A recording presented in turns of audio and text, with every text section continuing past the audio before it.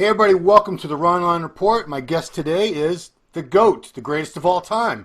8-time Mr. Olympia, Ronnie Coleman, joining us from Texas. Thank you, Ronnie. How are you, sir? Doing pretty good. Okay. Well, today is a Q&A show, so I compiled some questions for you.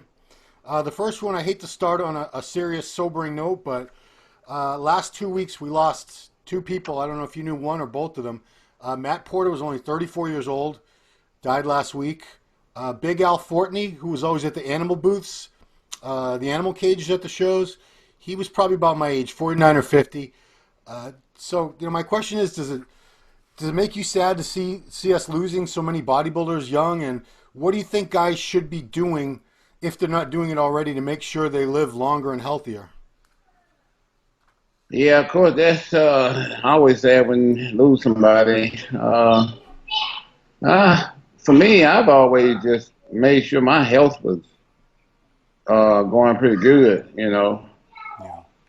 I've always gone to the doctor, try to get as many checkups as possible.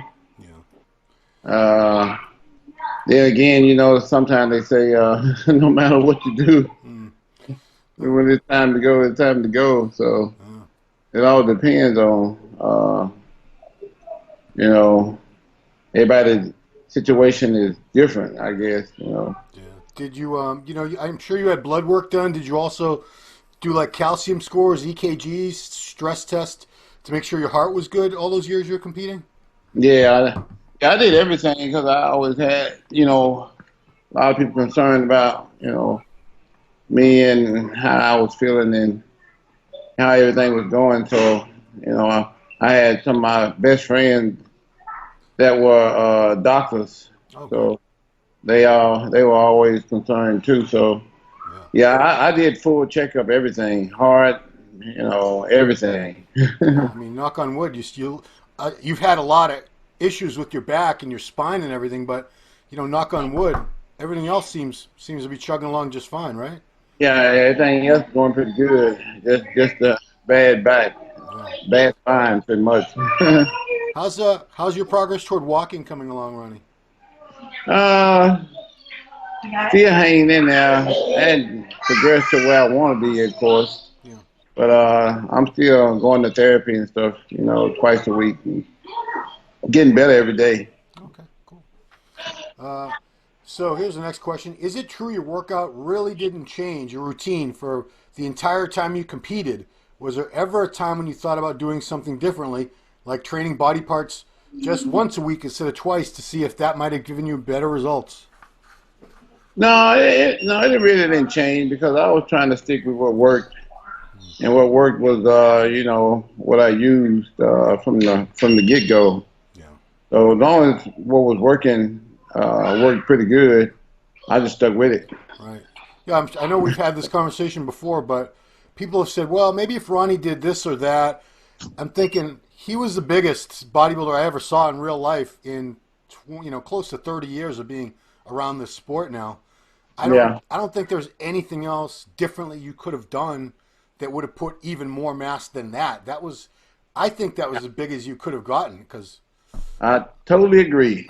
how much big were you supposed to be? Like 400 pounds, 500 pounds? Yeah, how much bigger could you get? Yeah, I mean, you're still a human being, Yeah. We've gone over that. It is hard for people to believe you are a human, but you are from this planet. You are a human. Oh, yeah. Okay. Here's one that you might have an opinion. Ronnie, you were the first bodybuilder to make walking lunges a real bodybuilding exercise. Until you came along and did them in your videos, guys thought it was only exercise for women. What's your opinion on hip bridges, which are now mainly done by women? So this is the one where they got their back up on a bench and their feet are on the ground and they put like a barbell across their hips. And I don't know how else to put it. It looks kind of like they're humping the air with this loaded barbell. It's supposed to be for like the glutes mainly. Do you think that's anything a man could get something out of as well?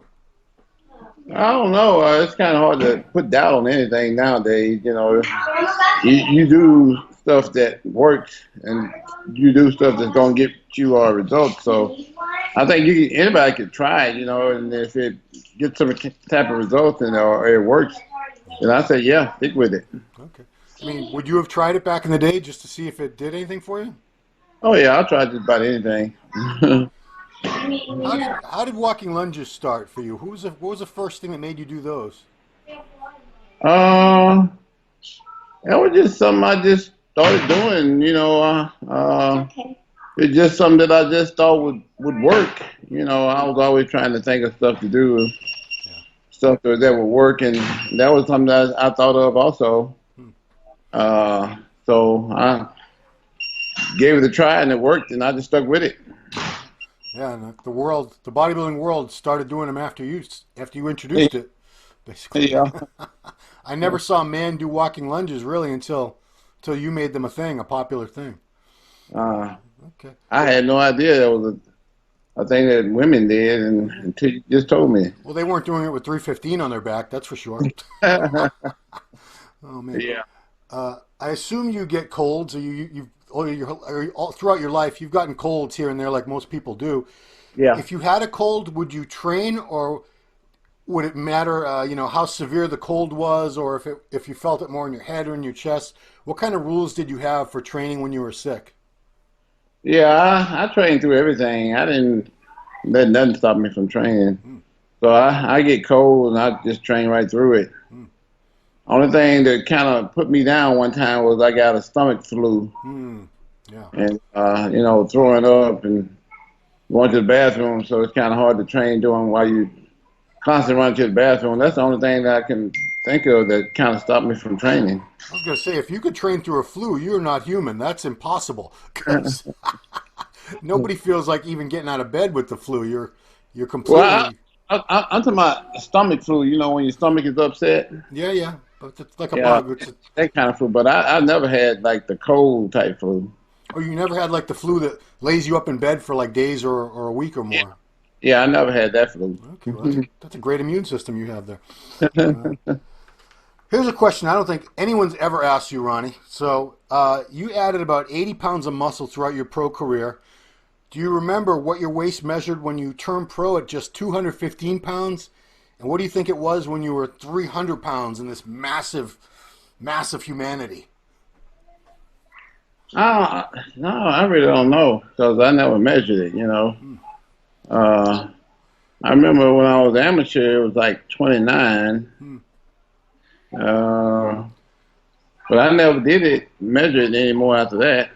Well, I mean, your pants size, it must have changed because you got so much bigger. I can't imagine your I waist never size wore stayed the same. I never wore jeans or nothing like that. So it's kind of hard to say, about size. And I always had everything tailored. That's So true. So you didn't have to worry what the measurement was, I guess. yeah, Because I'm not trying. I didn't ask that question to be a jerk. I mean, it would be impossible to put 80 pounds of muscle on and your waist wouldn't grow at all. yeah. I mean, for to put 80 pounds of muscle on and nothing like, I mean, everything gonna have to grow. Right.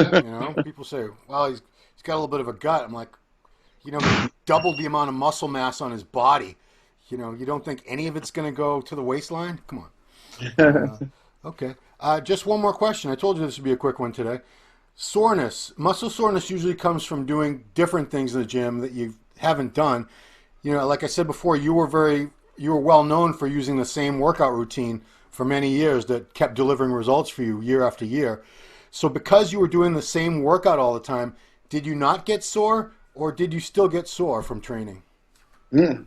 No, I never really got sore because I guess because I trained for so long. Hmm.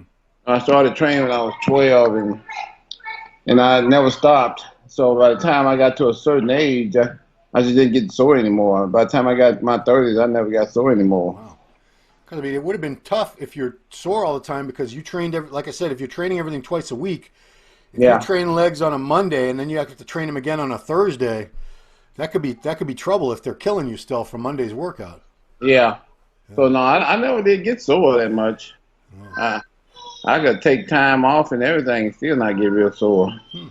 Yeah, I was going to say when you would take 3 months off, you must have got sore when you came back to lifting after 3 months away. A little No, bit. I didn't get sore. I got weak though. I did get weak. Well, I tell people the story all the time because it goes to show you how strong you really were. That time I came out there, you were just getting back into training. It was February, So I guess what you've been back in it was early February. You've been back in the gym like a month at that point, maybe. Yeah, about a month. Yeah. I always took it off like after the Olympia and tour. So that was right around October, Yeah. November, December. Because we were Back up. doing.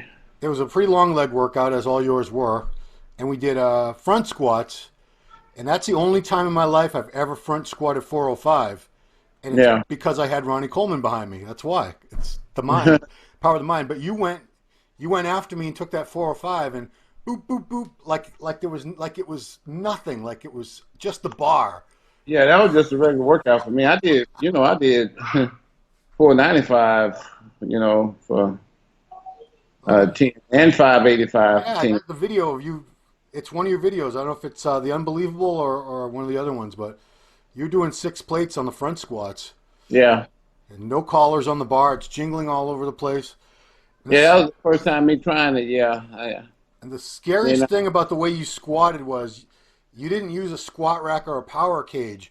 You just had those two uprights, which were like they were like jacks for 18-wheeler trucks to yeah. change the tires or something. Uh-huh. So you were floating in space with that. If you failed with that Yeah. weight, you were done. Yeah. But I guess you never I was did. used to it, so it wasn't a big deal. Yeah, cool. Well, that's all I had for you, Ronnie. I wanted to get some quick stuff because we do the column every month in Muscular Development Magazine. Everybody, hope you check that out and follow along Ronnie on his social media. It's just Ronnie Coleman. What is it? Ronnie Coleman 8. What is it? What's your Instagram, Ronnie?